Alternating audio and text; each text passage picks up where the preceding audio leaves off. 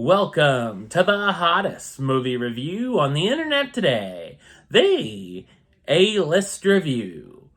I am your host, the Game Changer, Wes Troop. And with the release of Ghostbusters Frozen Empire on the horizon, I thought it would be a great time to hop into the mint-flavored time machine and travel back to the year 1984 to check out the original film, one of the biggest movies of the 1980s.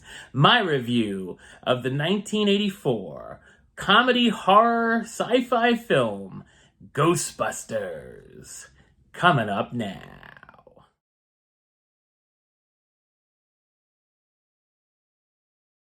When three parapsychologists, Peter Venkman, Egon Spengler, and Ray Stantz, are forced out of their university funding, they set up shop as a unique high-tech ghost removal service in New York City, attracting frightened yet skeptical customers. The team ends up stumbling upon a gateway to another dimension that will release evil upon the city. The Ghostbusters now try to save New York against complete destruction. So what did I think of Ghostbusters? I thought it's a spectacular supernatural comedy film.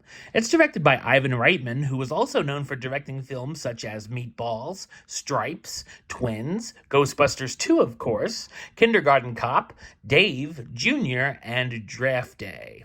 Ghostbusters was released on June 8, 1984 to critical acclaim and would become one of the most successful comedies of the 1980s, as well as a cultural phenomenon. I love the film setting of New York City, with familiar sights that have now become tourist attractions, and it brings a more grounded feel to the bizarre things going on. It also helps with the great world building and establishing that's done in less than 2 hours. Ghostbusters does a fantastic job of blending comedy, action, and horror, along with elements of sci-fi and fantasy. The 80s were a standout decade for sci-fi films, and this movie not only could be seen as a satirical take on the genre, but a great entry in it as well. The special effects look outstanding, using practical effects, miniatures, and puppets to deliver the spooky and memorable visuals such as the Terror Dogs, Slimer, and the Stay Puft Marshmallow Man.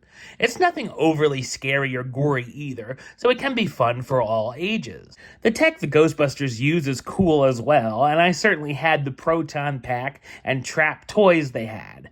It's safe to say I was one of the many drinking the Ecto Cooler.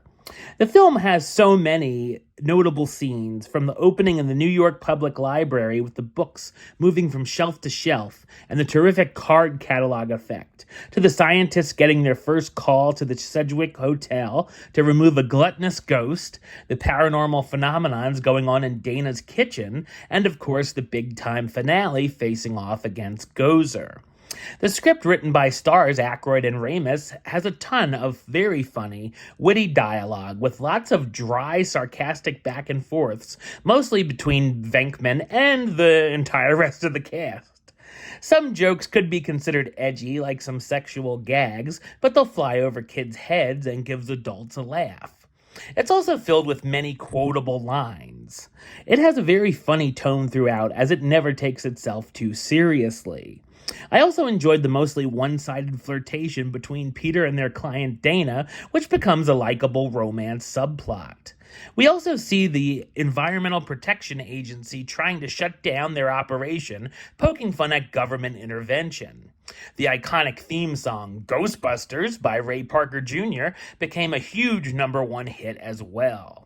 The fantastic cast all have great chemistry together, starring Bill Murray as Peter Venkman, the professor who has a PhD in psychology and parapsychology, who never believed in ghosts until he actually saw one. Dan Aykroyd as Ray Stantz, the expert of paranormal history and metallurgy. The late, great Harold Ramis as Egon Spengler, the brains of the team with over a dozen advanced degrees. Sigourney Weaver as Dana Barrett, the cellist with a haunted apartment building who calls in the team. Rick Moranis as Louis Tully, Dana's nerdy accountant neighbor who has a strong admiration for her. Annie Potts as Janine Melnitz, the Ghostbusters secretary, and Ernie Hudson as Winston Zedmore, the fourth member of the team hired when the business picks up. Ghostbusters was nominated for 2 Academy Awards, Best Original Song and Best Visual Effects. In 2015, the film was chosen for preservation in the National Film Registry by the Library of Congress. Ghostbusters is one of my favorite films of all time, still making me laugh with each rewatch, and is an absolute comedy classic. Number-wise, I'm going to give it a 10 out of 10, which gives it the A-list rating of A-list approved. That's right, it gets the A-list seal of approval. Alright, well that's the show. I'll be back with another review very soon. But until then, don't forget to like, comment, and subscribe right here on YouTube. YouTube.com/WestsideOf515. Like the show on Facebook, Facebook.com/WestTroopAlist. And of course, you can follow me on the X, Instagram, and Letterboxd at Wes A List. Until next time, Troop out.